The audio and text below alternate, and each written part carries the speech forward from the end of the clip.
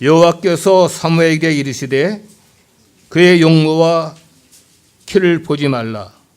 내가 이미 그를 버렸노라. 내가 보는 것은 사람과 같지 아니하니 사람은 외모를 보거니와 나 여호와는 중심을 보느니라 하시더라. 신약성경 210쪽입니다. 사도행전 13장 36절 전반절입니다. 다윗은 당시에 하나님의 뜻을 따라 섬기다가 잠들어. 할렐루야. 우리 옆에 있는 분들에게 잘 오셨습니다. 축복합니다. 우리 한번 그렇게 인사할까요? 우리 한 번 더 인사하실 때는 이렇게 인사하면 좋겠습니다. 당신은 하나님의 꿈을 이루는 사람입니다. 네.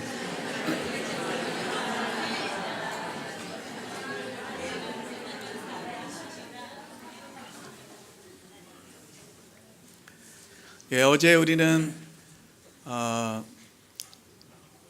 향유를 부어드리는 예배에 대한 이야기들을 저희가 나누면서 우리 장로님께서도 금방 얘기하신 것처럼 우리 예배의 주인은 하나님이시고 우리가 그분께 부어드리는 그 예배를 드릴 때 우리 안에 온전히 임하는 하나님의 나라에 대한 이야기들을 나눴었습니다.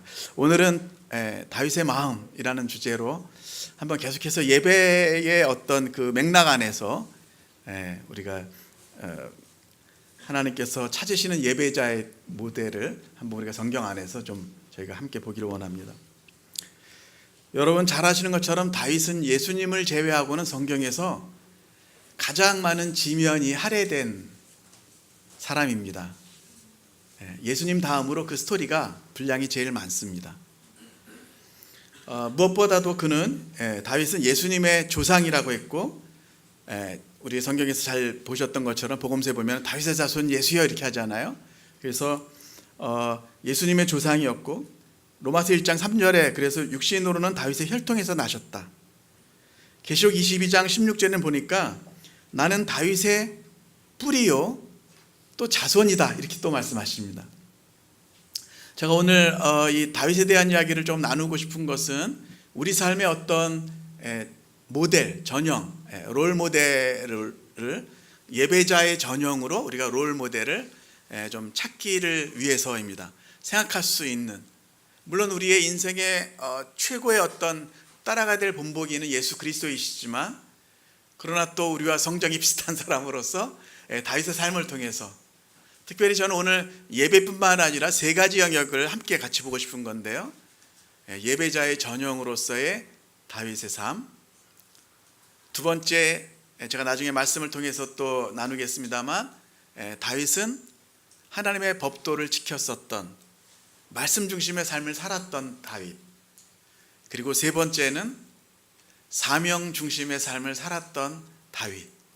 예배, 말씀, 사명 중심의 삶을 우리가 함께 공부하면서 말씀을 통해서 하나님은 이 시대에 또한 어떤 사람을 찾으시는가 그 고민들을 함께 이 말씀 안에서 그 대답을 찾기를 원합니다.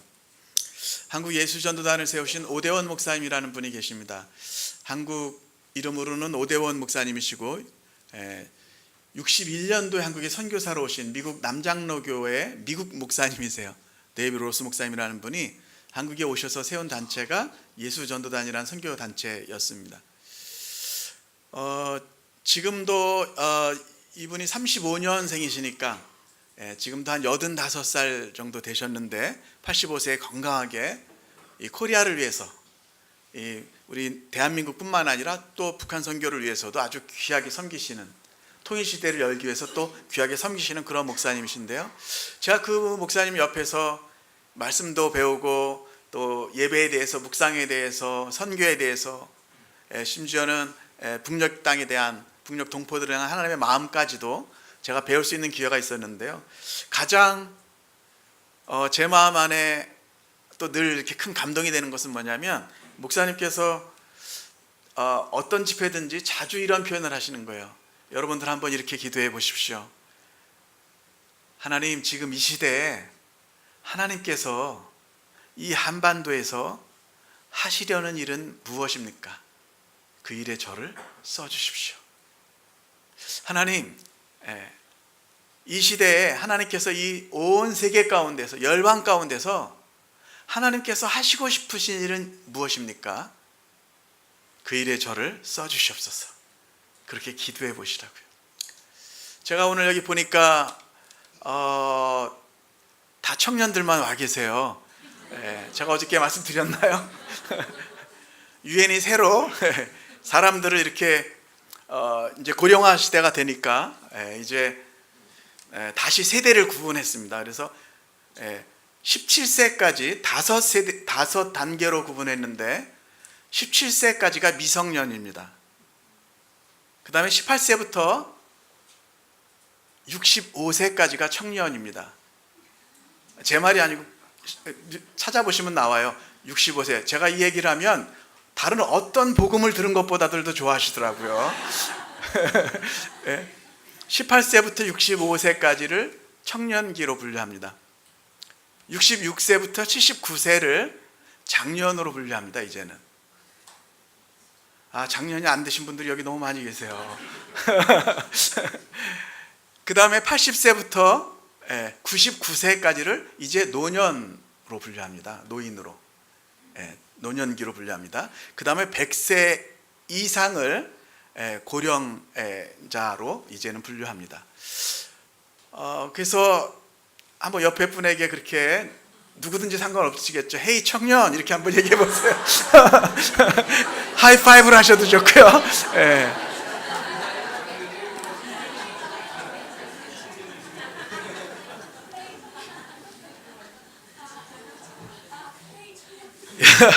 네. 장로님한테도 헤이 청년 이렇게.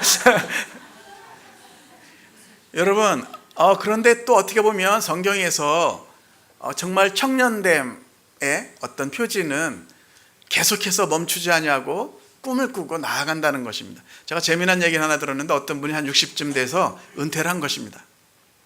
그래서 이제는 나는 할 만큼 일을 했고 열심히 살았으니까 이제 잘 쉬고 이렇게 해야지.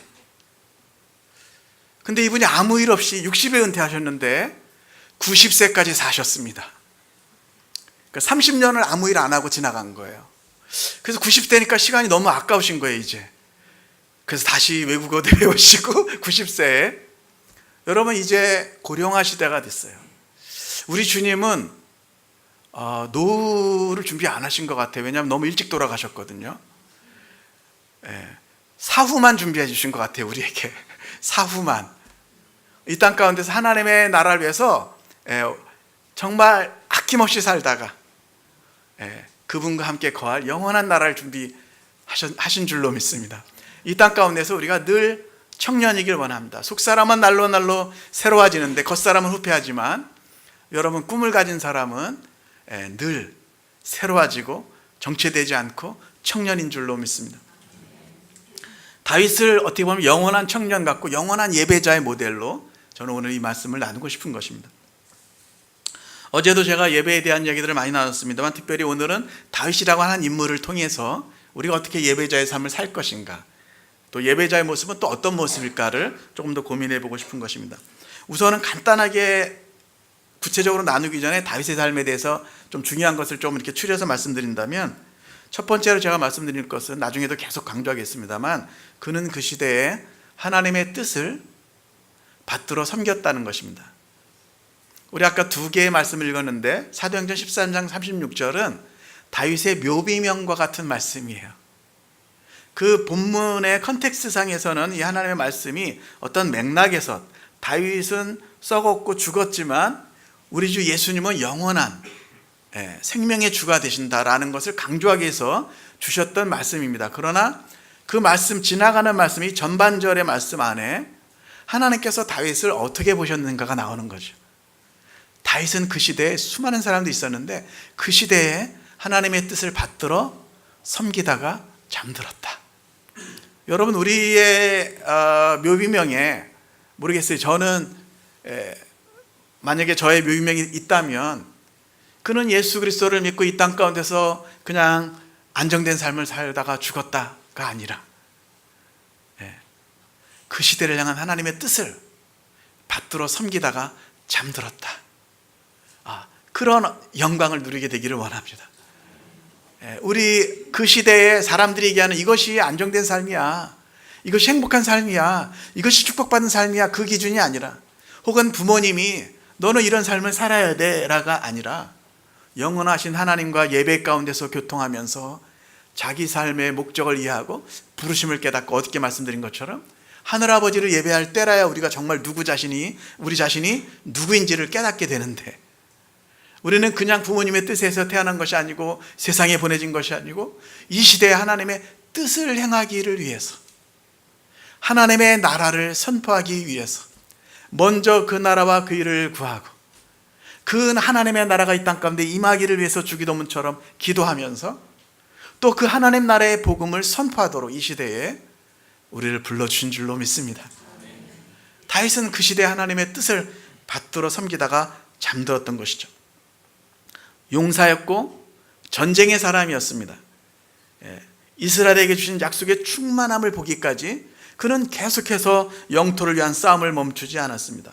다윗과 솔로몬의 때 이스라엘의 예배가 가장 충만했을 때는 이스라엘이 가장 넓은 영토를 통치하고 있었습니다. 이스라엘과 열방의 경배를 꿈꾸며 섬겼었던 사람이었고, 노래를 만들고, 여러분 시편의 150편 중에 70여 편이 다윗에 의해서 쓰여진 시이잖아요.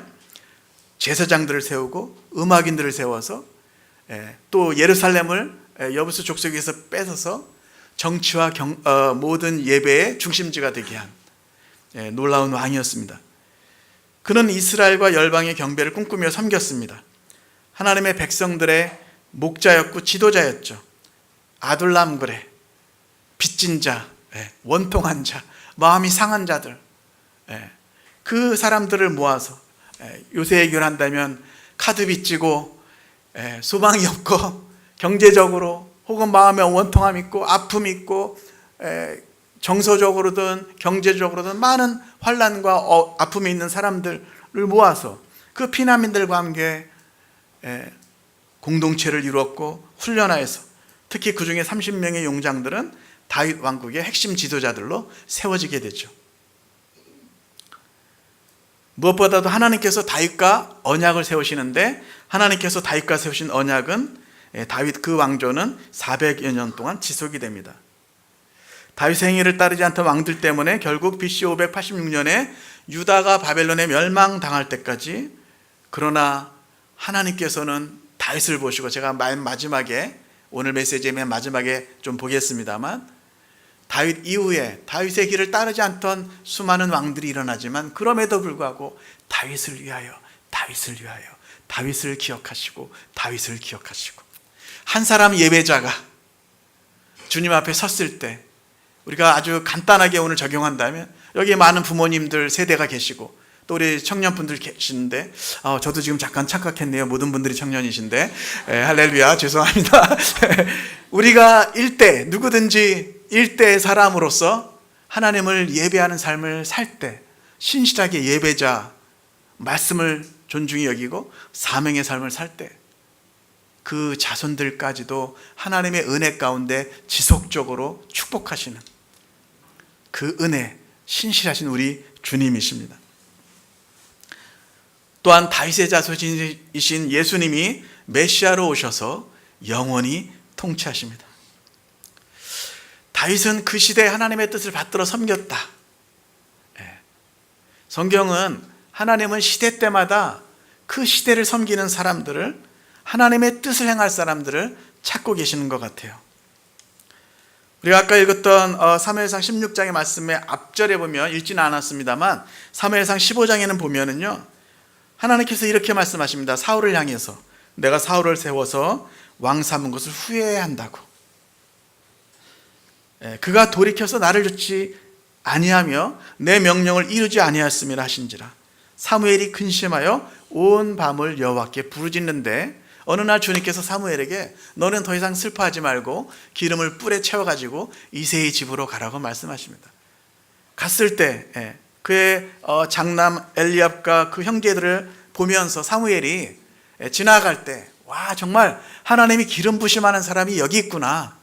용모가 준수하고 신체가 건강하고 정말 사울 이전의 사울의 모습처럼 그런 모습을 보면서 사무엘의 마음속에 그렇게 얘기할 때 우리가 처음 읽었었던 그 본문 말씀처럼 사무엘상 16장 7절에 보니까 나의 보는 것은 사람과 같지 아니하니 사람은 외모를 보거니와 나 여호와는 중심을 보느니라. 어떤 분이 그래서 저는 가끔 이렇게 썰렁한 농담해서 너무 죄송한데요. 어떤 분이 그래서 이 말씀을 아주 잘못 적용해서 하나님은 중심을 보시지만 우리는 그래서 외모를 봐야 된다 이렇게 하시는 분도 있지만 아닙니다. 그 뜻이 아니고요.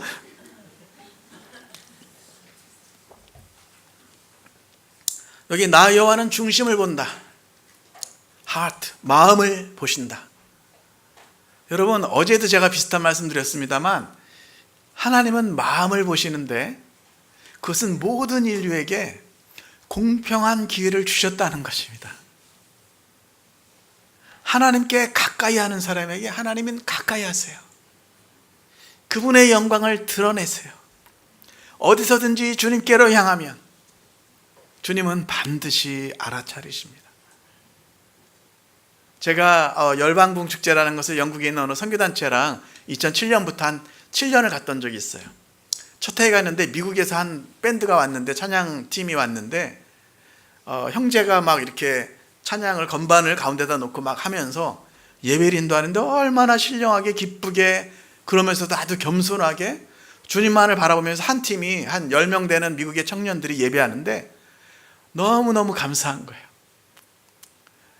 그 아내 되시는 분은 막 옆에서 발레를 전공하셨는지 막 이렇게 춤을 추시면서 다니시고 너무 자유롭게 예배하는데 그게 막 사람 눈에 자기가 막 보여지려고 하는 게 아니라 정말 겸손하게 하나님만 예배하면서 신령으로 진정으로 그렇게 예배하니까 너무너무 좋은 거예요. 너무 감동이 됐는데 끝나고 나서 내려와서 그 건반을 치면서 그 팀의 리더예요. 그 형제가 간증을 하는데 이런 간증을 하는 거예요. 자기는 이런 팀이 생기는 것을 계획하지 않았다고. 그냥 왠지 주님을 예배하는 것이 좋았어요. 이 청년은 혼자 결혼 전에. 그래서 자기는 그냥 피아노 앞에 앉아서 매일 주님을 예배한 거예요. 방에 들어가서 어떻게 보면 면벽 예배처럼 벽을 보고 그러나 주님 앞에 나가서 날마다 사람이 보지 않는 곳에서 골방에서 혼자 주님을 예배하기 시작했어요. 그런데 한 5년이 되니까 하나님이 갑자기 사람들을 동역할 팀 사람들을 보내주시기 시작하는 거예요. 재능 있는 사람들을 보내주시기 시작하는 거예요. 그래서 저 미국의 텍사스에 아주 너무 놀라운 예배의 어떤 센터, 귀한 사역으로 섬기게 되었다. 여러분, 하나님은 보시는 하나님이세요. 들으시는 하나님이세요. 우리 마음이 주님을 향하면 아시는 하나님이세요.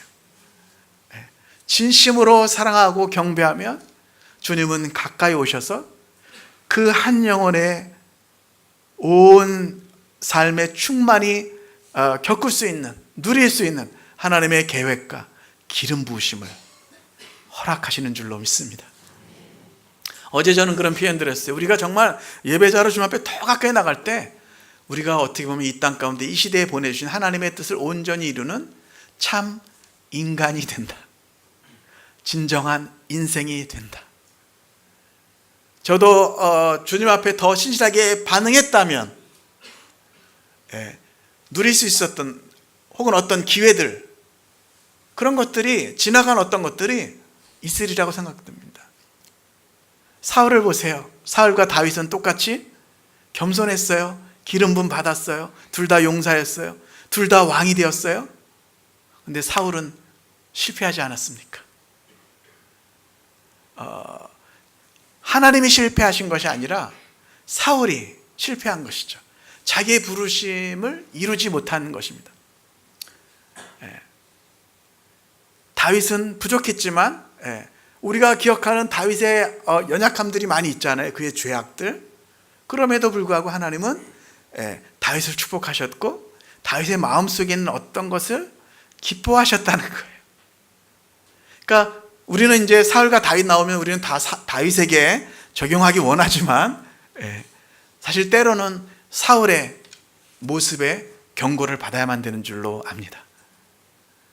사울은 하나님께서 몇 년 정도까지만 쓰다가 버리시려고 작정하신 것이 아니라 하나님의 그 섭리가 있었지만은 지속적으로 사울이 하나님을 떠났을 때 말씀을 버렸으므로, 뜻을 좇지 아니하였으므로 하나님께서 버리셨다라는 것은 우리 모두에게 경고가 되는 말씀일 수 있겠습니다. 사울이 실패했을 때 하나님은 또 다른 지도자를 찾고 계셨습니다. 이 시대에 하나님은 새로운 또 지도자들을 세우기 원하시는 줄로 믿습니다. 모든 세대에 하나님은 어떤 사람을 찾으시는가? 그 시대에 하나님은 다윗을 세우셨습니다. 그 다윗의 마음 안에 먼저 하나님의 나라와 영광을 구하는 마음을 보셨기 때문에, 다윗의 삶의 특징 중에 하나는요, 늘 하나님과 함께 있기를 원했다는 거예요. 들판에서도, 왕궁에서도, 가난할 때도, 부할 때도 언제든지 하나님과 함께 있기를 원했다는 거예요. 가급할 때만 하나님께 달려갔던 것이 아니라 모든 것이 풍족했을 때도 그는 하나님과 함께 있기를 원했고, 하나님의 영광을 먼저 생각하는 마음이 있었다는 것이죠. 하나님은 마음을 보시는 하나님이십니다. 사도행전 13장 22절에 읽지는 않았지만 사울을 패하시고 다윗을 왕으로 세우시고 증거하여 가라사대 내가 이새의 아들 다윗을 만나니 내 마음에 합한 사람이라 내 뜻을 다 이루게 하리라 하시더니, 여러분, 우리가 어디에 있든지 보시는 하나님은, 사실 사무엘이 이새의 아들들을 다 청해서 이 왕들 중에 하나님께서 한 왕을 예선했다고 했는데, 이 아들들 중에서 뽑아놨다고 하셨는데 이 아들일까 저 아들일까 사무엘은 못 보고 있었지만, 그 순간에도 하나님은 들판에서 홀로 아비의 양을 치고 있던 다윗을 보시는 하나님이셨습니다. 사람의 눈에 보이지 않아도 괜찮습니다. 하나님은 다 보십니다. 하나님은 다 기억하십니다.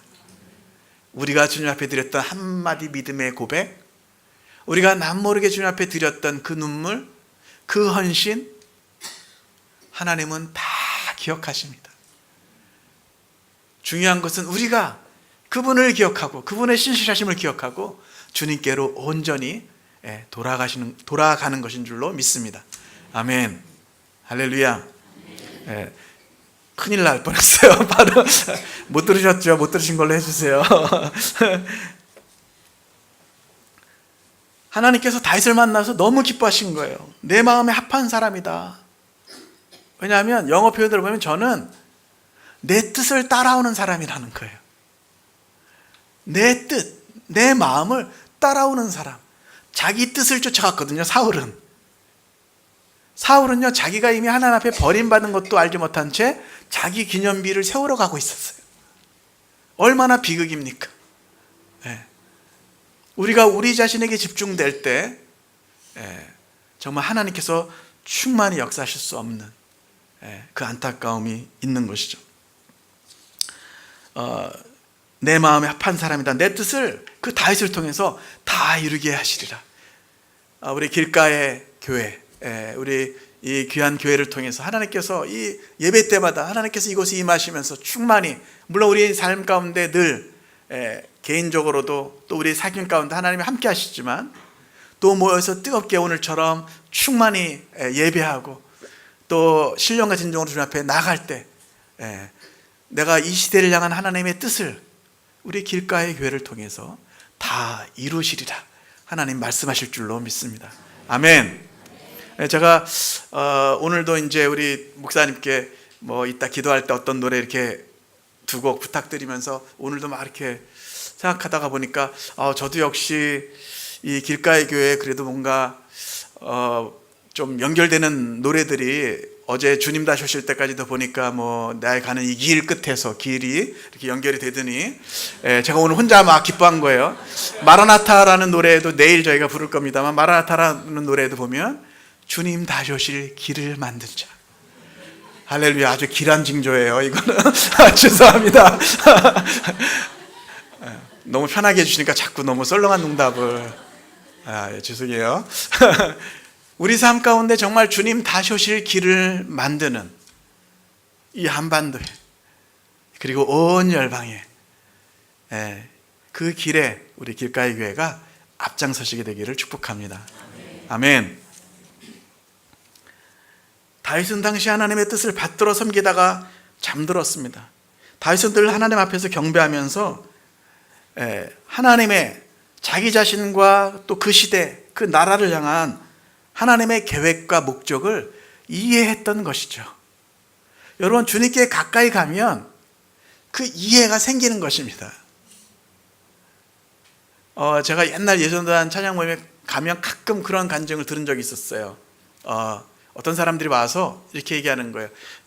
아까 말씀드렸던 오대원 목사님이 어떤 때는 그냥 오늘 나는 메시지 안 하고 그냥 찬양만 계속 합시다 이렇게 하실 때도 있고, 때로는 가끔 이렇게 간증을 시켰던 그런 모임들도 있었는데, 보면 지난주 이곳에 와서 제가 예배하다가 주님을 만났습니다.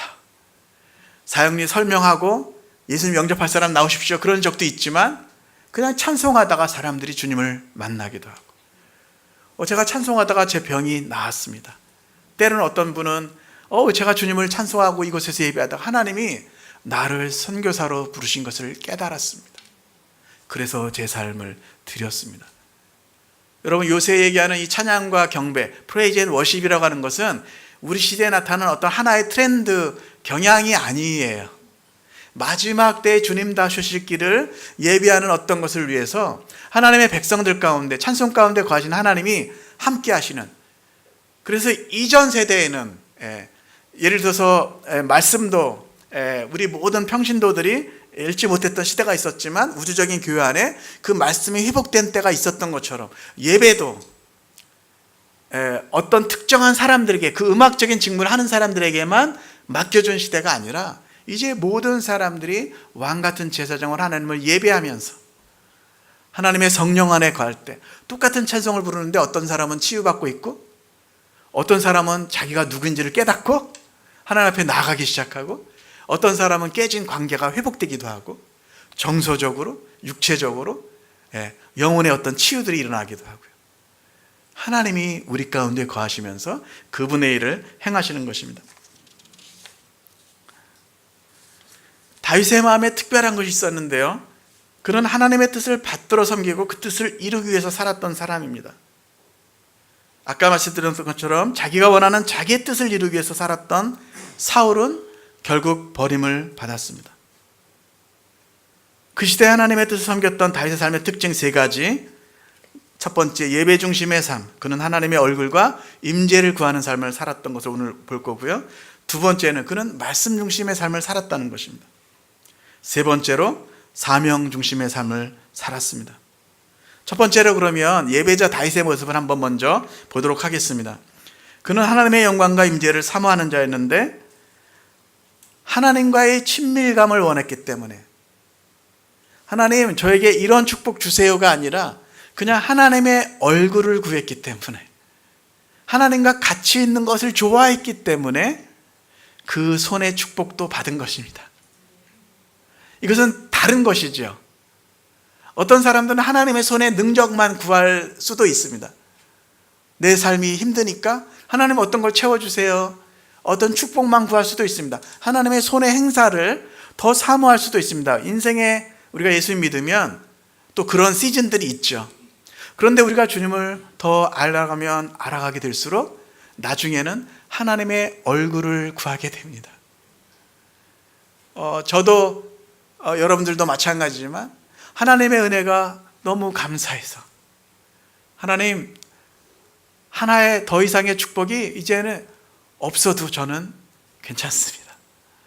저는 평생 주님 따라가고 싶습니다.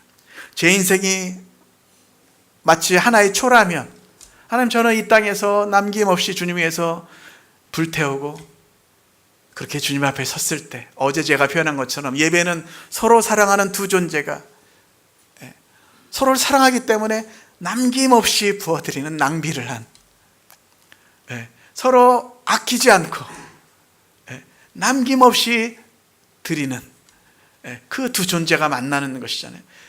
주님은 이미 먼저 그렇게 하셨고 우리도 그 감사로 기쁨으로 그렇게 부어드릴 때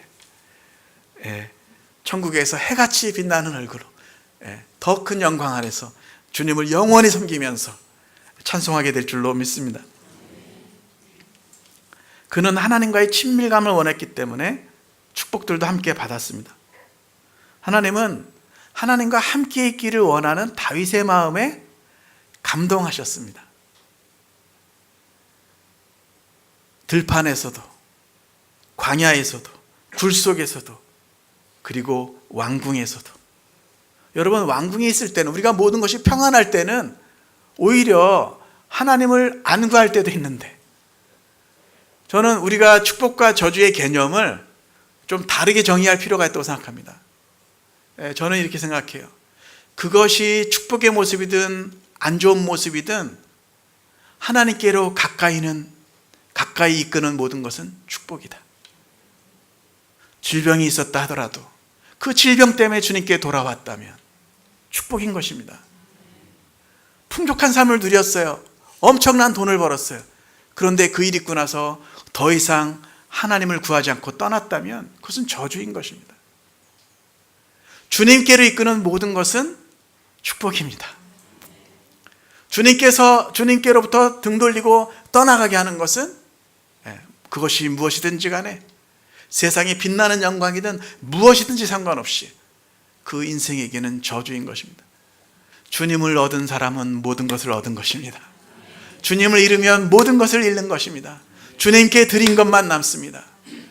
그리고 주님을 위해서 한 것만 영원합니다. 나를 위해서 한 것이 아니라 주님을 위해서 한 것만 영원합니다. 여러분, 생각해보면 다윗은 인생에 여러 시즌이 있었죠. 그는 목동이었죠, 처음에. 나중에 그는 용사였고 군인이었고 망명객이기도 했습니다. 도망자였습니다. 죄인이었습니다. 그러면서도 그는 시인이었고 음악가였고 왕이기도 했습니다. 성경에서요, 신약 성경에서 가장 많이 인용된 예언의 말씀은 다윗의 시편이었습니다. 그는 예언자였습니다. 그런데 그가 평생 한 것은 찬양과 경배였습니다. 그가 평생 한 것은 찬양과 경배였어요. 나는 아무것도 아닙니다라고 온전히 이해하는 사람은 주님을 찬양할 수밖에 없습니다. 그 모든 것의 축복이 주님으로 왔다는 것을 이해하기 때문에 주님, 저는 아무것도 아닙니다. 모든 것 은혜로 살았습니다. 깨닫게 되면 찬송할 수밖에 없게 되죠. 다윗은 예배자였죠. 어떤 상황 가운데서도 예배하기를 멈추지 아니하였습니다. 첫 번째 보면요, 그는 들판에서 양떼를 치면서 주님을 예배하고 있었어요. 아까 사무엘이 기름불을 채워가지고 왔지만 막내 아들인 다윗은 어떻게 보면 막내라는 뜻처럼 하찮은, 정말 그래서 이새가 사무엘 선지자가 왔는데 그 막내 아들은 데려오지를 않았어요. 아들들이 다 있었고 그곳에 없었을 때 사무엘은 당연히 당신의 아들들이 이새에게 당신의 아들들이 여기 다 있습니까? 물어볼 수밖에 없었죠. 하나님 분명히 뽑아놨다고 했는데 없었으니까. 하나님의 눈은 들판에서 하나님을 예배하며 양떼를 치고 사람들은 보이지만 힘든 일을 홀로 하고 있는, 외로움 가운데서도 묵묵히 자기 일을 하고 있는 다윗, 그와 함께 하고 있었던 것입니다. 하나님은 그 다윗을 택하신 것이죠. 때로는 곰과 사자의 위험 가운데서도 하나님을 의지하며 경배했던 다윗. 많은 양을 치면서 다윗은 나중에 이스라엘의 목자이신 하나님을 노래했습니다. 성경에서 세 분이 아주 비슷한 패턴이 있어요. 사람들에게 거절감을 많이 받았고 또 목동이었으면서 나중에 왕이 되고 한 사람들이 있습니다. 첫 번째 경우는 모세입니다. 40세에 그는 목자가 되었죠. 목동이 되었죠. 이스라엘 자기 민족에게 정말 쫓기듯이 광야로 들어가서 미디안 광야에서 40세에 그는 목자가 되었고, 그 다음에 나라 이스라엘 민족을 이끄는 지도자, 어찌 보면 왕과 같은 역할을 했었죠. 그 다음에 그는 모세의 장막을 지었습니다. 여러분, 다윗은 처음에 목동이었어요. 그 다음 그는 이스라엘의 목자, 왕이 되었습니다. 그리고 그 다음에 그는 그 시대의 새로운 예배, 뉴 워십 센터인 다윗의 장막을 지었습니다. 이 다윗의 장막이라는 주제는 우리가 잘 많이 안 들리는 메시지예요. 여러분, 우리가 요새 손뼉 치고 노래하고 악기 연주하고 손을 들고 무릎 꿇고 때로는 춤추면서 예배하는 이 모든 것은 다윗의 장막 안에서 일어났던 일입니다. 성경에서 밤에 여호와의 집에 섰는 너희여 성소를 향해서 손을 들고, 이거 다 다윗의 장막 안에서 있었던 일입니다. 다윗의 때에 일어났었던 새로운 워십. 그 이전엔 노래가 없었습니다. 서서 예배하고 손뼉 치고 그런 것이 없었습니다.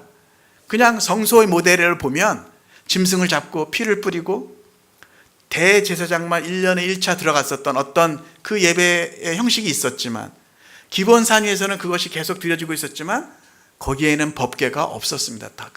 다윗은 법궤를 텐트 하나, 다윗의 장막, 또 타버나클 오브 데이빗이라고 하는 텐트 안에서 그곳에서 모든 사람들이 하나님의 영광을 중심으로 예배할 수 있었다는 것이죠. 그 시대의 새로운 워십, 뉴 워십, 하나님을 사랑했던 다윗을 통해서 하나님께서 그 식양을 주셨고, 나중에 솔로몬의 성전까지도 설계의 어떤 식양을 받았던 다윗, 그는 다윗의 장막을 지었습니다. 예수님도 사람들에게 곤고함과 많은 거절들을 받으셨습니다. 마치 모세와 다윗이 인생에서 광야에서 그것을 경험했던 것처럼 우리 예수님은 사람의 실어버림을 당하셨고 리젝션, 거절을 경험하셨습니다. 그러나 그분은 선한 목자셨고 모든 인류 가고 오는 모든 세대의 인류의 왕이 되셨고, 그분은 참 장막에 들어가셨습니다. 여러분, 이 다윗은 들판에서 양떼를 치면서 하나님을 예배했고, 또 위험과 두려움 속에서도 하나님을 예배했습니다. 사실 기름 부음을 받았지만 바로 왕이 된 것이 아니죠. 계속 도망자의 삶을 살았죠. 이스라엘의 왕으로 사무엘에게서 기름 부음을 받았지만 계속적인 사울과 군대로부터 추격당하고 계속적인 위험 가운데 살았습니다. 그러나 그는 늘 하나님을 노래했고 그 치열한 삶 속에서도 늘 하나님을 경배했습니다. 시편 34편에 보면 아비멜렉 앞에서 미친 척하다가 쫓겨났을 때 내가 여호와를 항상 송축하며 그를 송축함이 내 입에 계속하리로다. 우리 한 20년 전쯤에 많이 불렀던 노래 중에 내가 만민 중에라는 노래가 있습니다. 내가 만민 중에 주께 감사하며 열방 중에서 주님을 찬양하겠습니다. 대저 주의 인자는 커서 하늘에 미치고 주의 진리는 넓은 궁창에 이르나이다. 그런 노래입니다. 그 노래가 다윗이 왕궁에서 어느 날 자다가 일어나서 내가 오늘 한번 웅장한 노래 하나 만들어 볼까 하고 만든 노래가 아닙니다. 사울을 피해서 시편 57편에 108편에 보면 사울을 피해서 굴 속에 숨어 있었습니다. 이제 그 굴문으로 사울의 군대가 들어오면 영락없이 죽은 목숨입니다. 그런데 그는 자기 연민, 내 인생이 왜 이렇게 됐을까? 자기 연민의 시꺼먼 굴 속에 갇혀 있었던 것이 아니고, 그는 언제 죽을지 모르는데 그 굴 속에서 내가 만민 중에서 주께 감사하오며 열방 중에서 주님을 찬양하겠습니다. 대저 주의 인자는 커서 하늘에 미치고 주의 진리는 넓은 궁창에 이르나이다. 주여 하늘을 위해 주는 높이 들리시고 주의 영광은 온 세계 위에 높아지기를 원하나이다. 그렇게 찬양했던 것입니다. 시편 63편에 보니까 표제의 위에 다윗이 유다 광야에 있었을 때 이렇게 써 있습니다.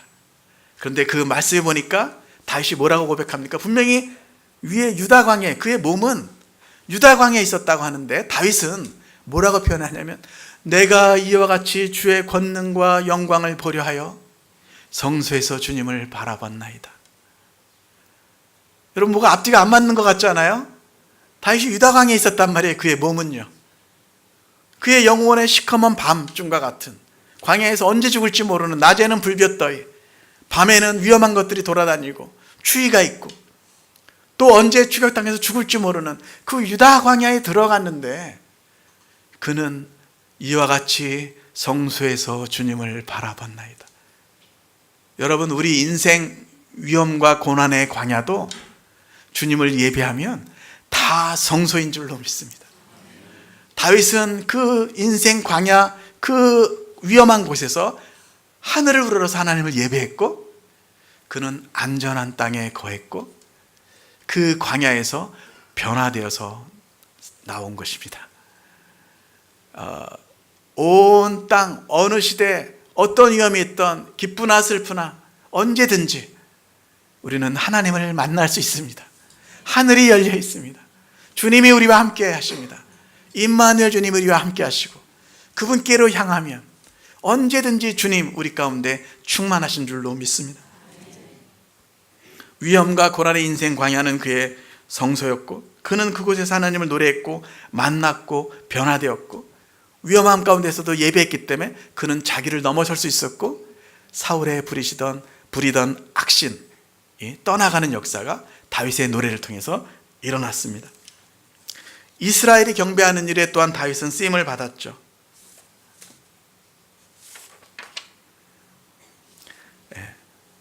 또한 다윗의 때 12지파가 다시 연합돼서 통일 이스라엘을 만들어서 이스라엘 12지파가 다윗의 때 하나가 돼서 예루살렘을 중심으로 함께 하나님을 섬기는 나라로 일어서게 됩니다. 여러분 저는 96년에 부흥이라는 곡을 하나님 은혜로 쓰게 됐었는데요. 보니까 제가 외국에서 제가 막 우리 나라를 위해서 막 다른 분들보다 더 열심히 기도하던 사람이 아닌데 한국의 대학생들을 위해서 어떤 노래를 부흥이라는 제목으로 써달라고 부탁을 받고 제가 한 3개월 동안 기도하면서 뭐 또 아침 금식도 하면서 부탁받은 노래를 이렇게 쓰게 됐었습니다. 그 당시 저에게 이 부흥이라는 노래를 부탁하신 단체는 지금도 캠퍼스에서 대학 캠퍼스에서 아주 귀하게 사역하는 연합사역을 하는 팀입니다. 학원복음화 협의회라고 하는 곳인데요. 저에겐 너무 감사한 단체예요. 그 단체가 원래 복음민족 역사라는 대회를 해마다 해오고 있었습니다. 대학생들을 대상으로 각 캠퍼스에서 혹은 지구별로 혹은 총대회로. 근데 96년 11월에 이분들이 대회 이름을 리바이벌, 부흥이라는 이름으로 바꿨습니다. 왜냐하면 더 이상 청년들이 캠퍼스에서 제자훈련, 선교훈련 받으러 나오지를 않는 거예요. 취업 준비에 바빠서. 그래서 이분들이 위기감을 느꼈어요. 이제는 어떤 사명짜리, 내가 무엇을 위해서 살아야 하는가 그 사명짜리 하나님의 뜻, 나를 향한 계획, 부르심을 듣는 것이 아니고 이 땅의 일자리. 여러분 사명자리하고 일자리는 다른 개념이죠. 제가 나중에도 강조합니다만 제가 인생을 통해서 오래 살지는 않았습니다만 하여튼 어찌부든지 좀 줄여보려고 하여튼 오래 살지는 않았습니다만 제가 한 가지 배운 것은 사명을 따라 살면 망하지 않더라고요. 사명을 따라 살면 망하지 않아요. 하나님이 채용하시는 거잖아요. 우리나라의 군인으로만 가도 밥 먹여주고 재워주고 다 하잖아요. 하나님의 나라에 하나님의 뜻을 따라가면 사명을 따라 살면 망하지 않더라고요. 제가 그 붕이라는 곡을 쓰게 됐을 때 리바이벌이라는 대회로 이분들이 대회 이름을 바꿨어요. 왜냐하면 더 이상 제자훈련, 성경훈련 받는 사람들이 안 나오고 다 취업 준비에 청년들이 너무 바쁜 거예요. 그래서 우선은 이 사람들 훈련시켜서 우리 나라를 축복하고 민족을 축복하는 어떤 대회를 해왔던 분들이 복음민족 역사라는 대회를 해오다가 96년 11월에 리바이벌이라는 대회로 바꾸면서 그 대회 1회 대회 주제가를 만들어달라고 저한테 부탁을 하셨어요. 제가 기도하면서 했을 때 마침 그때에 96년 11월에 제가 10월 11월에 제가 있었던 밴쿠버에서 어떤 영상을 보게 됐는데 한국의 뉴스 영상을 보게 되는데 그것은 저 두만강변에 수제 들고 재 들고 못 먹고 기아 들어서 죽은 분들의 그 주검이 북한 주민들의 주검이 떠내려온 그 강둑에 이렇게 있는 그 영상이었어요. 저는 이분들은 대학생들만을 위한 노래로 만들어 달라고 하셨는데 저는 그렇게 만들 수가 없었어요. 제가 해외 나가 보니까 우리 한국교회는 너무도 많은 축복을 정말 받았어요. 1000만 명의 그리스도인 생명의 기독교가 남쪽에 있는데 저 북쪽에서는 200만 명 이상이 된 사람들이 단 한 번의 복음을 들을 기회도 갖지 못한 채 하늘아버지가 계신 것도 알지 못하고 예수 그리스도께서 온 인류의 구원을 위해서 오셨다는 복음을 한 번도 듣지 못한 채 죽어가고 있었다는 것은 저에게는 큰 부끄러움으로 느껴졌습니다. 우리 한국교회는 기도하는 교회고 선교하는 교회고 구제하는 교회고 모든 다른 나라 교인들이 정말 존경하고 축복합니다. 인정합니다. 그런데 저 북녘 땅은 사망의 땅으로 사망의 그늘에 변에 앉아 있는 것 같은 그 안타까운 가운데서 저는 부흥이라는 곡을 쓰게 됐었습니다. 이 땅의 남녀노소 누구나, 그리고 이 남쪽만 아니라 저 북쪽에서도 저는 하나님께서 저 북녘 땅의 평양이나 특별히 신의주, 선천 이런 복음이 왕성했었던 많은 지역에 하나님께서 추억을 가지시고 계시다고 저는 믿어요. 평양이 동방의 예루살렘이라고 불려졌을 때 여러분 주일날 아무것도 상점은 여는 곳이 없었고 다 교회로 흰옷 입은 백성들이 나아갔고 기뻐서 예배하면서 그 동방의 예루살렘이라고 불렸던 그 시대의 평양 대부흥의 어떤 기록들을, 부흥의 어떤 기록들을 보면은요, 여기도 지금 동아중고등학교 이렇게 있는데 그 당시에 평양에 있었던 어떤 학교에, 교회도 아니고 학교에 성령께서 불처럼 임하신 거예요. 학교에 월요일날 수업을 가르치러 왔는데, 선생님이 왔는데 아이들이 통해자복하기 시작하는 거예요. 회개의 역사가 막 일어나요. 그러니까 선생님이 수업을 진행시킬 수가 없어요. 1교시를 그렇게 보냈는데 2교시 됐는데 또 그래요. 그날 하루 종일 수업을 할 수가 없었어요. 그 다음날 선생님이 또 학교에 왔어요. 근데 아이들이 또 계속 통해 자복하고 회개의 역사가 일어나는 거예요. 일주일 동안 수업을 하지를 못했어요. 사람들이 자기가 그 죄를 고백하면 경찰서로 잡혀갈 수 있다는 것도 알고, 또 그 얘기를, 소문을 들은 경찰서의 경찰들이 와 있는데도 불구하고 성령께서 마음을 주시니까 사람들이 주님 앞에서 죄를 토설하면서 하나님 앞에 정결함을 받고 그런 놀라운 역사들이 일어났던 것입니다. 저는 왜 그런지 모르지만 음반을 만들 때마다 자꾸 북한에 관한 노래도 주시고 우리 민족의 사명, 선교에 관한 노래들, 마라나타, 주님 다시 오실 때까지, 모든 열방 주 볼 때까지, 또 이따가 부르겠습니다만 무리바다 덮음같이, 저는 우리 한민족의 사명이 있다고 믿는 사람이에요. 어느 세상 어느 민족이든지 주님께로 가까이 가면 주님께서 어떤 복들을 주시는데, 특별히 우리 민족에게는 가난도 경험했고 전쟁도 경험했고 정말 아픔과 슬픔으로 아직도 많은 치유가 필요한 우리이지만, 우리처럼 힘들었던 아시아와 아프리카의 수많은 나라 사람들을 사랑으로 섬기고 복음으로 먹이라고, 왜냐하면 우리가 경험했기 때문에, 알기 때문에 그 눈물로 가서 그들의 눈물을 씻기고 그들의 발을 씻기라고 주님께서 사명을 주신 줄로 믿습니다. 여러분 유튜브에서 한번, 유명한 노래는 아닌데 몇 년 전에 제가 밤중에 잠이 안 와서 기타를 들고 이렇게 하는데 노래를 하나를 썼는데 써놓고 보니까 멜로디를 적어놓고 보니까 이게 아리랑 멜로디랑 코드 진행이 너무 비슷해요. 그래서 제가 제목을 하늘 아리랑 이렇게 쓴 노래가 있어요. 그래서 아이들도 합창도 하고 이렇게 해서 이제 녹음했는데, 유튜브에 보면 이제 하늘 아리랑 부흥한국 이렇게 치면 나오는 노래입니다. 거기에 저는 이렇게 가사를 썼어요. 하늘의 사랑으로 우리는 나아간다. 십자가 사랑으로 열방을 축복하리, 이렇게 가면서 후렴을 이렇게 썼습니다.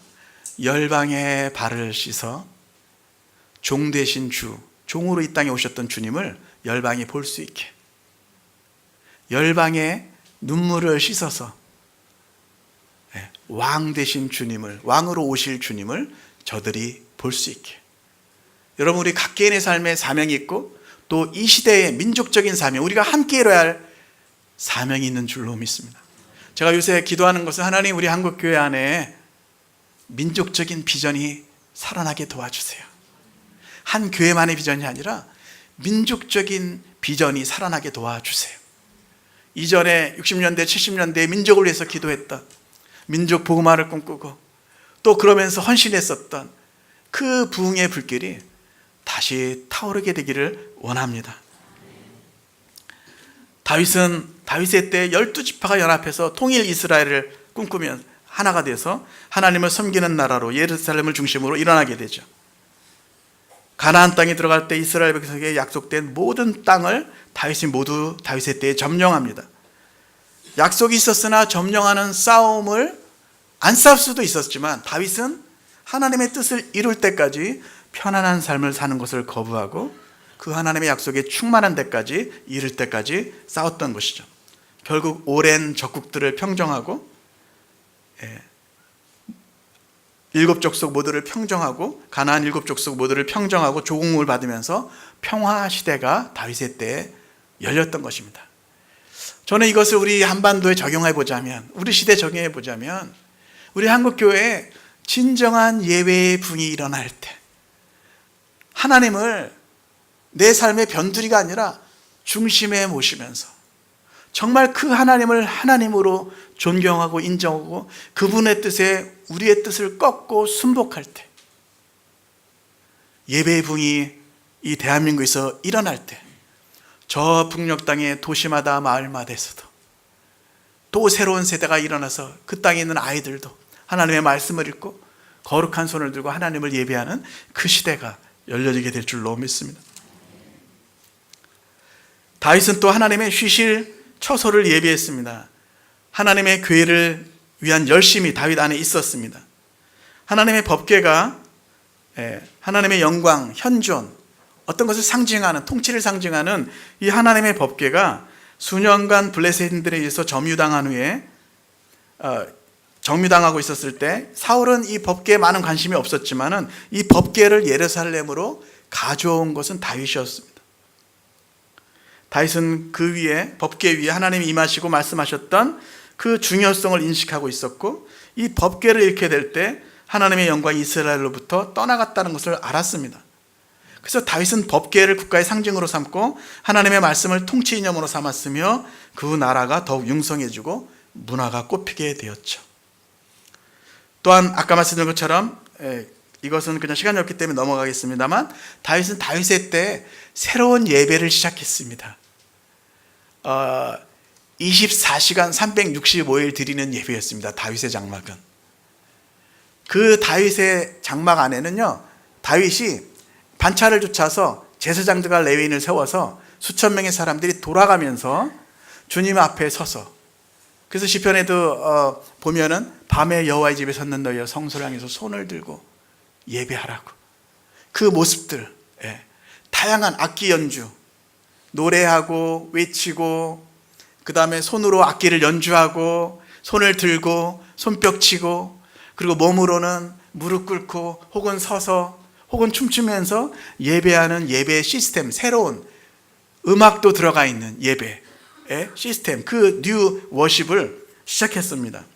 24시간 365일. 그래서 어떤 분들은 예수님의 생애와 똑같이 다윗의 장막이 이 지구상에 다윗의 때에 33년간 있었다 얘기하는 분도 있고, 어떤 분은 한 36년간 지속됐을 것이다 이런 얘기도 있습니다.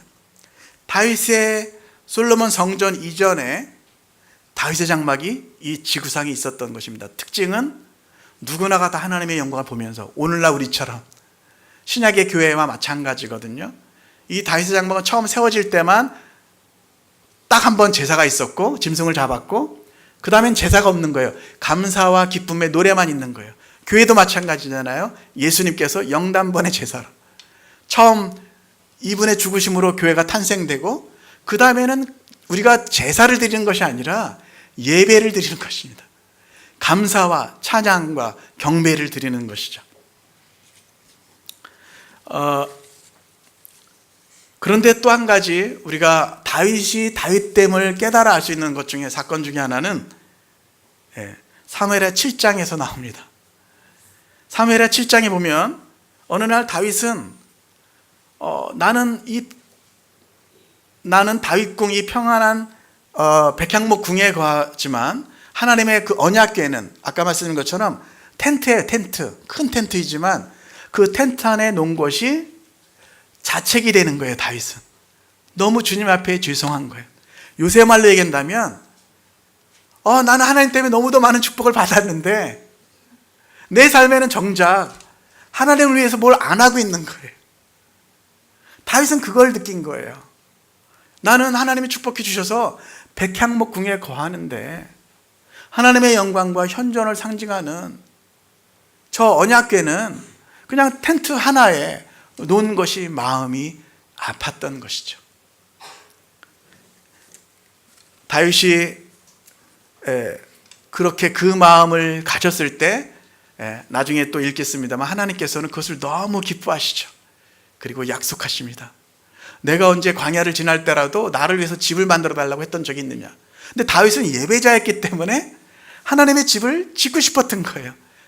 여러분, 하나님께 가까이 가면 하나님을 위해서 드리기를 원하게 되죠. 여러분, 서로 사랑하는 사람이 처음에는요, 받는 거를 기뻐해요. 편지를 받거나 서로 사랑하면. 여러분들 모르시는 것처럼 그렇게 앉아 계시지만 여러분들 옛날에 티네이저 때 한번 생각해 보세요. 편지 받고 그러면 너무 기쁘시잖아요. 그런데 사랑이 깊어지면 받는 것으로 만족할 수가 없게 돼요.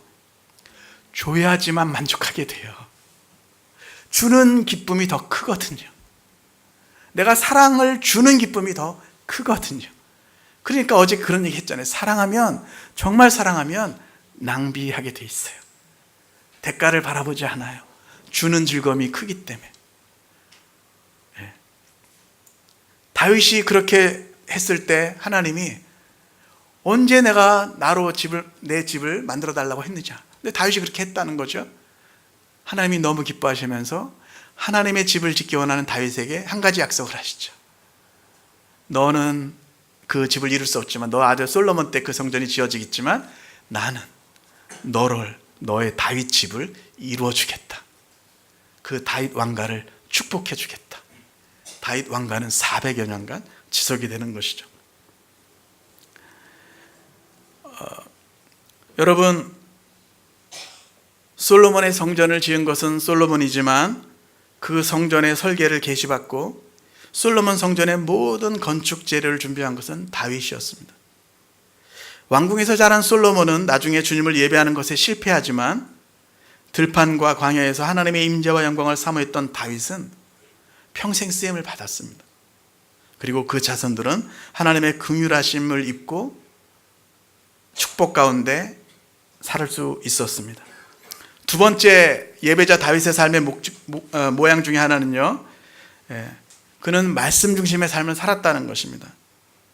하나님께서 사울을 버리신 이유는 하나님의 말씀을 버렸기 때문이었잖아요. 사무엘상 15장에 보면 사무엘이 가로되 여호와께서 번제와 다른 제사를 그 목소리 순종하는 것을 좋아하심같이 좋아하시겠나이까. 순종이 제사보다 낫고, 요새 말로 한다면 순종이 예배보다 낫고, 예배를 드리면서도 계속해서 우리 마음 가운데 하나님의 말씀을 거역하고 순종하지 않고, 하나님의 말씀을 읽었지만 적용하지 않고, 성령께서 또 저 사람하고 가서 싸운 거 화해해. 저 집사님 가족이 지금 재정적으로 좀 어려운데 너 있는 거 좀 나눠. 성령께서 계속해서 말씀하시는데 그것을 순종하지 않는다면 우리 삶 가운데 메마름이 오게 되는 것이죠. 우리가 여기도 보니까 순종이 제사보다 낫고 듣는 것이 수양의 기름보다 나으니 이는 거역하는 것은 사술의 죄와 같고 완고한 것은, 하나님의 말씀을 계속 하시는데도 듣지 않는 것은 사신 우상에게 절하는 죄와 같음이라. 왕이 여호와의 말씀을 버렸으므로 여호와께서도 왕을 버려 왕이 되지 못하게 하셨나이다. 다윗이 사실 그 시대 하나님의 마음에 합한 삶을 살고 뜻을 행할 수 있었던 이유, 어떻게 보면 좀 이해가 안 되죠. 우리가 다윗 생각하면 떠오르는 다윗의 죄들이 있잖아요. 그런데 하나님은 다윗을 향해서 이렇게 평가하시는 거예요. 하나님의 법도를 지켰다. 이해가 안 되죠. 말씀에서 한번 제가 볼까요? 다윗을 향해서 하나님이 평가하시는 곳이 두 군데 있습니다. 다윗이 죽은 후에 하나님께서 나타나신 솔로몬에게 이렇게 두 번 말씀하시는데, 첫 번째는요, 솔로몬이 기브온 산당에서 1000번제를 드린 후에 하나님께서 솔로몬에게 그 아비 다윗에 대해서 지금 얘기하시는 것입니다. 뭐라고 말씀하시냐면 열왕기상 3장에 네가 만일 네 아버지 다윗이 행한 같이 내 길로 행하며 내 법도와 명령을 지키면 내가 또 네 날을, 솔로몬의 날을 길게 하리라. 그렇게 말씀하셨고요. 이 말씀 봉에서 보면 하나님의 길로 행했다고 얘기해요, 다윗을. 우리 생각은 좀 다른데요. 인간은 그럴지 모르지만 하나님께서는 다윗에 대해서 그렇게 평가해 주시는 것이죠. 내 법도와 명령을 지켰다고. 너도 그렇게 네 아비처럼 행한다면 네 날이 길 것이라고. 두 번째요. 다윗이 죽은 후에 7년 만에 성전의 대역사가 마쳐지잖아요. 그 후에 열왕기상 9장에 보면 하나님이 또 솔로몬에게 이렇게 말씀하십니다. 네가 만일 네 아버지 다윗이 행함 같이 마음을 온전히 하고 바르게 하여 내 앞에서 행하며 내가 네게 명령한 대로 온갖 일에 순종하여 내 법도와 율례를 지키면 내가 네 아버지 다윗에게 말하기를 이스라엘의 왕위에 오를 사람이 네게서 끊어지지 아니하리라 한 대로 네 이스라엘의 왕위를 견고하게 하려니와. 다윗에게 그렇게 다윗이 죽은 후 7년 후에 또 솔로몬에게 그렇게 말씀하십니다. 그런데 이번에는요, 다윗이 솔로몬에게 유언을 할 때 말씀을 보면 다윗의 삶에 무엇이 되게 중요했는지가 나타나죠. 열왕기상 2장에 보니까 다윗이 솔로몬에게 이렇게 유언합니다. 사실 자녀에게 가장 중요한 것을 남길 거 아니에요? 다윗이 이렇게 얘기하죠. 다윗이 죽을 날이 임박함에 그의 아들 솔로몬에게 명령하여 이르되 내가 이제 세상 모든 사람이 가는 길로 가게 되었노니 너는 힘써 대장부가 되고 네 하나님 여호와의 명령을 지켜 그 길로 행하여 그 법률과 계명과 율례와 증거를 모세의 율법에 기록된 대로 지키라. 그리하면 네가 무엇을 하든지 어디로 가든지 형통할지라. 아멘.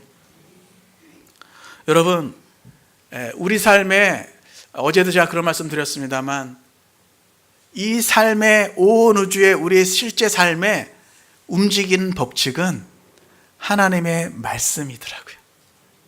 너희는 마태복음 6장 33절에 너희는 먼저 그의 나라와 그의 의를 구하라. 그리하면 이 모든 것을 너희에게 더하시리라. 20대 초반에 제가 그 말씀을 믿었고 부족하지만 제 삶 드렸을 때 여전히 주님 따라가면서 참 너무도 부끄러운 사람이지만 그냥 단지 주님 앞에 제 삶을 맡겼다는 그 이유 하나만으로 너희는 먼저 그의 나라와 그의 일을 구하라. 부족하지만 그 뜻을 나름대로 부족한 가운데라도 쫓아왔을 때 하나님께서 제 삶의 모든 것들을 충만하게 채워주시고 감히 살 수 없는 은혜를 받게 하셨습니다. 받을 수 없는 은혜, 갚을 수 없는 은혜. 우리 아까 그런 노래도 나왔습니다. 아주 비길 수 없는 하나님의 어떤 영광, 그것을 맛보면서 마치 창공을 날아다니는 것처럼 그런 의미 있는 삶을 살 수 있는 특권을 허락하신 것을 간증하지 않을 수 없습니다. 우리 주님은 좋으신 분이십니다. 후대하시는 하나님이세요. 사랑과 같지 아니하고 그분은 우리를 사랑하시되 영원히 사랑하시는 하나님이세요. 다시 한 번의 기회를 주시고 주님의 나라에서 살 수 있도록 격려해 주시는 하나님이십니다. 마지막 하나는 다윗은 사명을 따라 살았다는 것입니다. 여러분, 하나님께서 불러서 시키신 일, 우리 인생 가운데 한 번 왔다가 다시 오지 못하는 바람 같은 인생인데 이사야에서도 시편 103편에도 인생은 그날이 들의 풀과 같고 그 영화는 들의 꽃과 같다고. 그런데 이사야 말씀에는 그러나 오직 하나님의 말씀은 영영이 서리라 하라.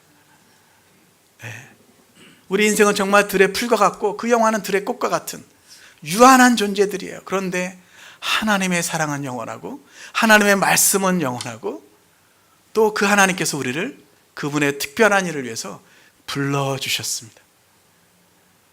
우리가 그 일을 섬길 수 있는 영광스러운 기회들이 있다는 것이죠. 아까 그런 말씀 드렸는데 하나님의 뜻, 하나님의 시키신 일, 그 사명을 따라 살면 망하지 않는 줄로 믿습니다. 저는 2000년에 다시 캐나다에서 돌아왔는데 2002년에 뭐가 있었죠? 한일 월드컵 있었죠. 그때 한 3개월을 누가 시킨 것도 아닌데 저는 자꾸 한국의 청년들 보면 너무 계속 눈물이 나는 거예요. 버스 안에서 보든 길에서 보든 아니면 스타디움을 가득 채우고 막 우통을 벗어끼고 막 으쌰으쌰하고 제가 한번 저쪽 어디 사역을 가는데 한 10시 11시쯤 저 잠실 쪽을 지나가는데 계속 이거 하고 있는데 제가 밤 집회를 철야 집회를 하고 4, 5시쯤 다시 돌아오는데 그때도 아직 이거 하고 있더라고요. 꿈은 이루어진다 써 있고 우리 한국의 청년들 얼마나 열정적이지 않습니까? 근데 저는 자꾸 눈물이 나는 거예요. 언제부터인가, 참 희한한 체험인데요, 언제부터인가 자꾸 소리가 들리는 것 같아요. 누가 와서 저에게 귀에다 대고 그렇게 얘기한 사람은 없어요. 근데 자꾸 마음에 소리가 들려요. 하나님, 내게 꿈을 주세요. 나는 내가 아직 평생 달려가야 할 길을 알지 못합니다. 열정이 있는데, 패기가 있는데, 젊음이 있는데, 외침이 있는데 자꾸 눈물이 나요. 청년들을 보면. 그때 봤던 그 글 중에 꿈은 이루어진다 써 있는데, 여러분, 진정한 꿈은 언제 이루어지는지 아세요? 저는 두 가지 조건이 충족될 때라고 생각하는데, 첫 번째, 그 꿈이 나의 야망이 아니고 부르심일 때, 사명일 때 그 꿈이 이루어집니다. 어제 제가 그 노래 주님 다하실 때까지 설명하면서 그 말씀 드렸죠. 내가 가는 이 길의 끝에서 내 꿈은 정말 이루어질까? 모든 인류가 고민하고 질문하고 있는 것 같아요. 인생의 의미가 뭘까? 여러분, 주님께 부어드린 자는 마지막 날에 주님 때문에 감사하면서 하나님의 꿈 안에서 내 꿈이 이루어졌습니다, 그렇게 고백하게 되는 줄로 믿습니다. 진정한 꿈은 하나님의 꿈 안에서 이루어지는 것입니다. 하나님의 꿈을 향해서 달려가면 자기의 꿈이 이루어지는 거예요. 왜냐하면 우리는요, 인간은 정말 내가 진정으로 원하는 게 뭔지를 몰라요. 그리고 엉뚱한 것들을 구할 때도 많아요. 하나님의 꿈이 나를 통해서 이루어지는 영광스러운 삶을 우리 모두가 충만히 그렇게 살게 되기를 원합니다. 이미 그 삶을 살고 계신 여러분들을 축복합니다. 그 삶을 향해서 달려가신 여러분들을 축복합니다. 하나님의 뜻이 우리를 통해서 이루어지는 즐거움, 기쁨, 깨알 자랑 같지만 저는 언젠간 이렇게 가끔은 이렇게 하나님 어떻게 이런 노래를 주셨지? 아까 비전 같은 노래도 사실은 제가 일하던 예수전도자는 선교단체의 사명선언문이 계시록 7장 9절 10절이었어요. 이 이후에 내가 보니 사도 요한이 밤모섬에서 보았던 환상, 이 이후에 내가 보니 각 나라와 족속과 백성과 방언에서 아무라도 셀 수 없는 수많은 사람들이 손에 종려가지를 들고 흰옷을 입고 보좌 앞과 어린 양 앞에 서서 외치며 가로되 구원하심이 외치는 예배의 장면. 저는 그 말씀을 볼 때마다요, 곡을 쓰고 싶은데 안 써지는 거예요. 어제 이미 제가 실토를 했잖아요. 저 피아노 못 친다고요. 거의 타악기로 피아노 앞에 앉아서 9개월을 앉아서 해봤고, 뭐 매일은 아니었지만 신학교를 다니고 사역을 하고 있었을 때니까요. 기타를 들고도 해보고 그 말씀 넣어서 억지로라도 어떤 때는 악보를 하나 만들었어요. 그 다음날 보니까 이거는 그냥 억지로 만든 노래인 거예요. 근데 어느 날 이 동일한 말씀을 선포하시는 오대원 목사님이라는 분이 예배 세미나를 하시면서 3일째 주제가 예배와 선교였고, 그날 본문 말씀이 공교롭게도 계시록 7장 9절 10절이었어요. 제가 그렇게 만들고 싶었던 이 본문 말씀. 제가 여러분들처럼 회중석에서 앉아서 그 말씀을 듣는데요, 설교하시는데 그 말씀을 선포하시는데 수많은 사람들이 찬양하면서 나아가는 광경을 보여주시면서 우리 주님께서 제가 한 게 아니고 이 노래의 첫 가사부터 끝까지 가사와 멜로디를 즉실어 주셨어요. 제가 쓴 노래가 아니에요. 주님이 들려주신 노래예요. 그날은 저에게 노래만 주신 것이 아니라 실제로 그 일을 저희 팀이 한 20개 가까운 나라들을 다니면서 그렇게 그 땅의 백성들과 함께 예배할 수 있는 그 사역도 하나님이 허락해 주셨어요. 여러분, 부족하지만 우리를 통해서 그분의 뜻을 이 땅 가운데 이루시는 그 하나님의 신실하심과 긍휼과 자비를 찬양하지 않을 수 없습니다. 제가 보니까 우리 길가의 교회도 그 하나님의 자비와 긍휼이 충만하신 것 같아요. 저를 신뢰하고 3일 동안 집회를 인도하라고 맡겨주신 교회는 한 번도 없었거든요. 제가 오늘 처음 하기 때문에 하나님의 긍휼과 자비가 넘치는 교회인 줄로 믿습니다.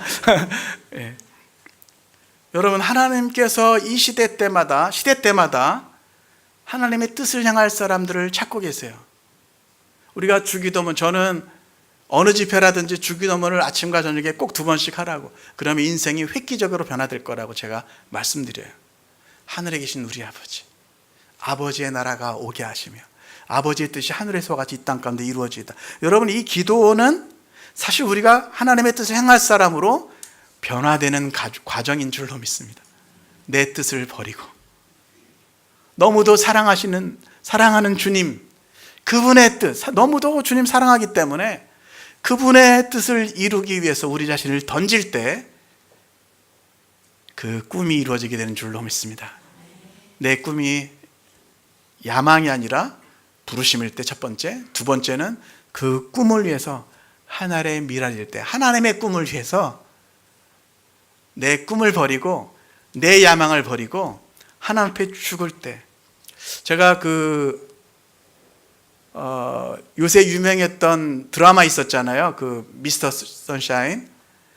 이렇게 쭉 제가 봤어요. 근데 거기에 보니까 자꾸 이런 그 대사가 나와요. 살아라. 너는 살아라. 좀 오래돼서 감이 안 나오시죠? 아니면 여기는 다 경건하셔서 TV를 다 안 보시는 살아라. 자기 옆에서 지키려고 하는 종으로 끝까지 자기를 보호해주기 위한 사람도 밀쳐내면서 너는 가서 살아라. 여러분, 저는 그것이 우리 주 예수 그리스도의 어떤 사랑을 기억나게 하는 것 같아요. 우리 주님은 우리에게 정말 원하시는 것은 살기를 원하세요. 그래서 죽어라 그렇게 말씀하시는 거예요. 누구든지 나를 따라오거든 자기를 부인하고 자기 십자가를 지고 나를 좇을 것이니라. 한 알의 밀알이 땅에 떨어져 죽지 않으면 한 알 그대로 있고 죽어야지만 많은 열매를 맺는다. 그래서 살아라. 여러분, 우리 뜻에 죽지 않으면 우리는 허탄한 인생을 살게 되는 것이죠. 방황하다가 이스라엘 백성처럼 광야 40년을 방황하다가 약속의 땅에 들어가지 못하는 안타까움, 그 위험이 우리 가운데 도사리게 되는 것이죠. 다윗은 예배자였고 말씀 중심의 삶을 살았고 사명 중심의 삶을 살았는데, 성경은 사실 시대 때마다 그 사명을 이룬 사람들의 스토리죠. 성경은 사명자들의 스토리 아니겠습니까? 그분들이 저희 집처럼 애들이 사명이었는지는 제가 잘 모르겠습니다만, 한 번 이제 제가 이렇게 운전을 하고 가고 있는데 저희 집에 애가 셋일 때였어요. 근데 막내가 한 5살 딸 애가 있는데 경이라는 아이예요. 요새 이제 이렇게 곡도 쓰고 하는 아이인데 저희 집에서 제일 밝아요. 혼자 뒤에서 막 자잘자잘 노래를 하고 있어요. 근데 어느 날 이제 교회를 가는데 우리 집사람이 앉아 있고 뒤에 이제 아이들 셋이 앉아 있는데 이 애가 노래를 부르는데 어떤 노래를 부르냐면 마지막 날에 내가 나의 영으로, 이 노래를 5살짜리가 부르는 거예요. 그러니까 우리가 뭐 제가 저런데 저 나이 저런 거 부르지? 이제 이런 그 부모들은 괜히 다 천재 같고 막 그런 거 있잖아요. 그래서 애가 막 노래를 부르는데 이 후렴이 뭐냐면 가사가 청년들은 환상을 보고 자녀들은 뭐죠? 예언할 것이잖아요. 근데 우리 딸아이는 듣는데 보니까 제가 막 웃었어요. 청년들은 환상을 보고 자녀들은 태어날 것이요, 이렇게 불렀어요.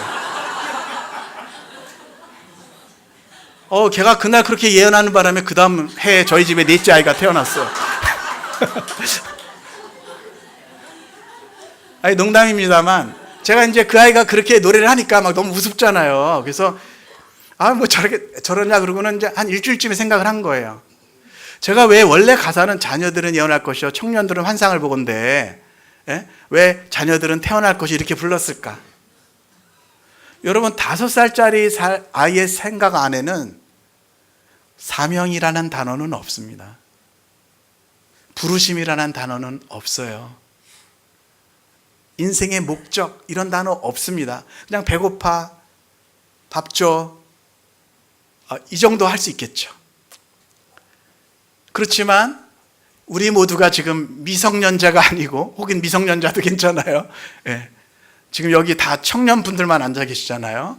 아까 제가 정의해드렸죠. 청년분들 18세에서부터 65세까지 그 더 넘으신 분들도 괜찮아요. 아직 작년이세요, 여러분들.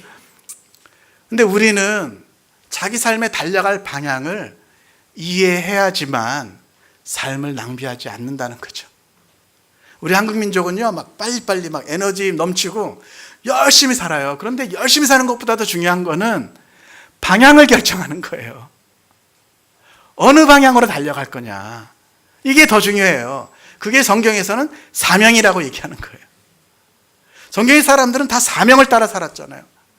저는 정말 매일매일 너무너무 감사해요. 하나님, 정말 이렇게 부족한 자에게, 망가졌던, 꿈도 없었던 제 삶에 찾아오셔서 그냥 예배하면서 예배하는 게 너무 좋아요. 그리고 하나님의 임재 가운데 살고 싶어요. 그렇게 예배하다가 보니까 어느 때부터인가 하나님의 영광을 위해서 살고 싶어요. 뭔지 모르지만 하나님의 나라를 위해서 살고 싶어요. 지금 사는 어떤 삶보다도 또 다른 어떤 삶이 있을 것 같아요. 두려웠고 주저했지만 청년의 때 너희는 먼저 그의 나라와 그 일을 구하라.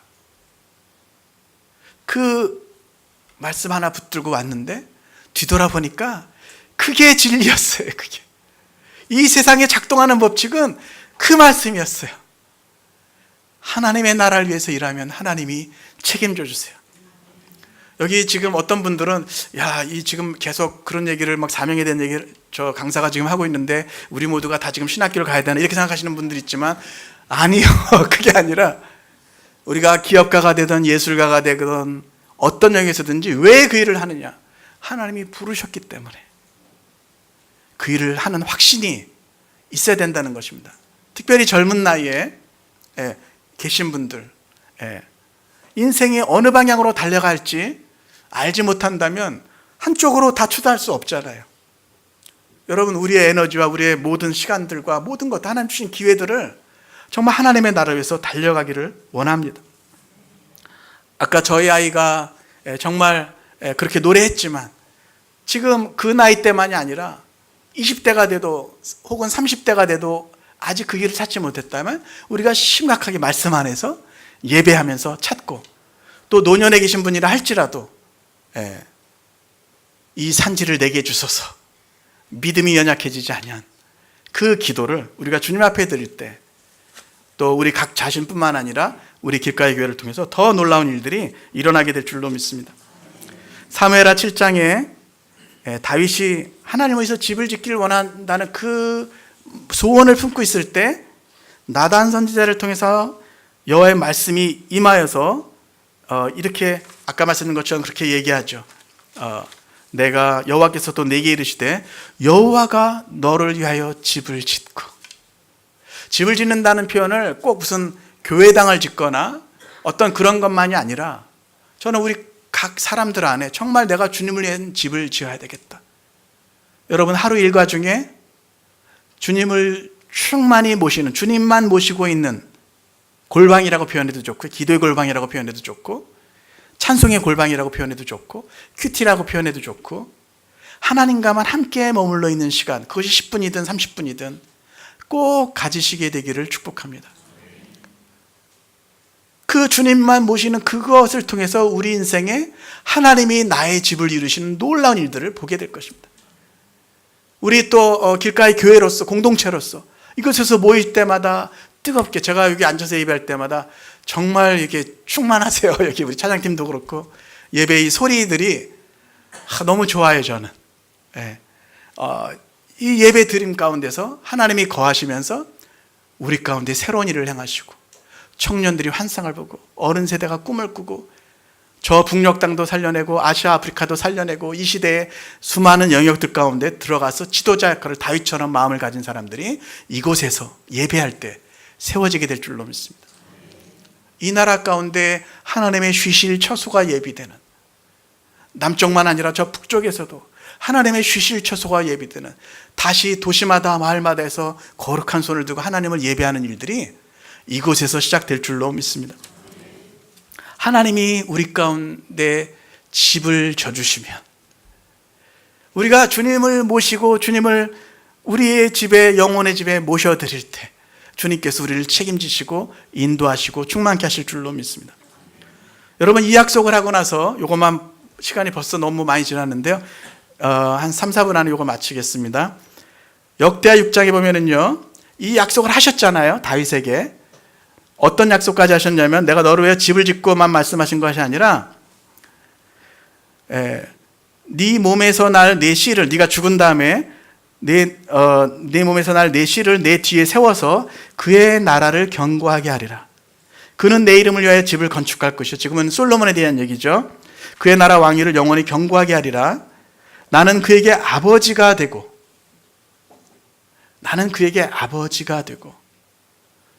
제가 저희 아들 요한이 있거든요. 이거 영상 나가면 안 되는데 제가 막 청년들 막 헌신시키고 막 그 집회 끝나고 가보면은 컴퓨터 앞에 앉아서 다 게임을 근엄하게 하고 있는 우리 아들을 볼 때 제 마음이 막 억장이 무너지죠. 주여. 그런데 제가 우리 아이들 생각하면서 하나님, 제가 이 땅을 먼저 이 아들보다 떠나갈 텐데 모세 시편 90편의 기도처럼 하나님, 우리 하나님 아버지가 이들의 집이 되어주세요. 영원히 거할 dwelling place, 거할 곳이 되어주세요. 주여, 주는 대대로 우리의 거처가 되셨나이다. 우리의 자녀들의 하나님께서 아버지가 되어주신대요. 이거는 부모가 되신 분들만 좀 더 많이 이해할 수 있는, 찡하게 올 수 있는 얘기인데요. 우리의 자녀들의 하나님 아버지가 되어주세요. 어떤 때는 노래 듣고 가다가 어떤 노래들 막 들으면 막 찡한 게 있어요. 막 은혜가 막 충만해요. 너무 감사해요. 하나님, 우리 아이들이 이 노래를 저처럼 들을 때 저들도 그 은혜가 있기를 원합니다. 같은 감동이 있기를 원합니다. 저들도 기뻐서 주님 앞에 삶을 드리게 되기를 원합니다. 그는 내게 아들이 되리니 그가 만일 죄를 범하면 내가 사람의 매와 인생의 채찍으로 징계는 하겠지만 내가 네 앞에서 물러나게 한 사울에게서처럼 내 은총을 빼앗지는 않으리라. 네 집과 네 나라가 내 앞에서 영원히 보존되고 네 왕위가 영원히 견고하리라 하라. 이것이 어떻게 일어난 줄 아세요? 몇 가지만 보면은요, 역대 6장 말씀에 보니까 다윗이 죽은 지 이제 11년이 됐습니다. 솔로몬이 성전을 봉헌합니다. 근데 수많은 기도를 드렸는데 어떤 분은 조금 이렇게 더 강조해서 이 부분을 이렇게 해석하기도 하더라고요. 여러분, 언제 제가 그 호주 힐송에 가서 어떤 그 미국에서 오신 강사분 스토리를 들었어요. 그분이 막 마리화나 이 마약하고 막 그랬는데, 여러분, 기도하는 부모가 있는 자녀들은 정말 하나님에게서부터 피할 수 없다고. 왜냐하면 다른 자기 친구들은, 예수님 안 믿는 부모를 가진 다른 친구들은 마약을 하고 그러면 막 뭐 이상한 게 보이고 코끼리가 날고 뭐가 막 그렇고 하는데, 저는 안 해봐서 모르겠어요. 근데 그렇게 막 나는데 자기는 방황할 때 마약을 하니까 환각성황에서 모세가 보이고 엘리야가 보이고 다른 친구들은 코끼리가 날고 막 그런데 자기는 모세가 보이고 엘리야가 보이고, 기도하는 부모를 가진 우리는 인생이 이제 끝났다, 뭐 이렇게 얘기하는 목사님이신데, 그분이 이 본문을 가지고 이렇게 얘기하는 거예요.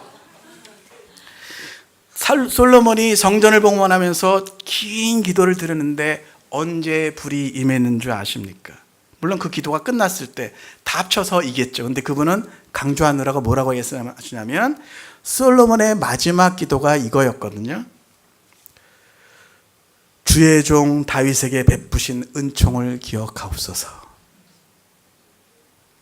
한 사람 예배자, 하나님의 마음의 기억으로 남는 예배자, 우리 여기 장로님들, 권사님들, 집사님들, 1세대 여러분들의 예배를 주님이 다 기억하고 계세요. 네. 주의 종 다윗에게 베푸신 은총을 기억하옵소서 하였더라.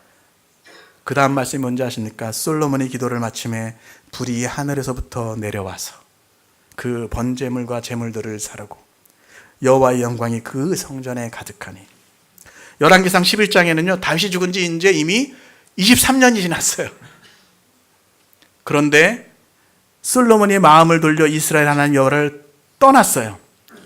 근데 주님이 뭐라고 말씀하세요? 24년 지났는데, 그러나 네 아버지 다윗을 위하여, 네 아버지 다윗을 위하여, 너는 지금 징계를 받아야 되지만 네 아버지 다윗을 위하여. 두 개만 더 볼 텐데요, 열왕기상 15장에 보니까 다윗이 죽은 지 57년이 지났어요. 다윗이 이 땅을 떠난 지 57년이 지났어요. 그런데 느밧의 아들 여로보암 왕 18번째 해에 아비암이 유다 왕이 되고 예루살렘에서 3년을 다스리는데 그가 하나님 여호와 앞에 온전하지 못했어요.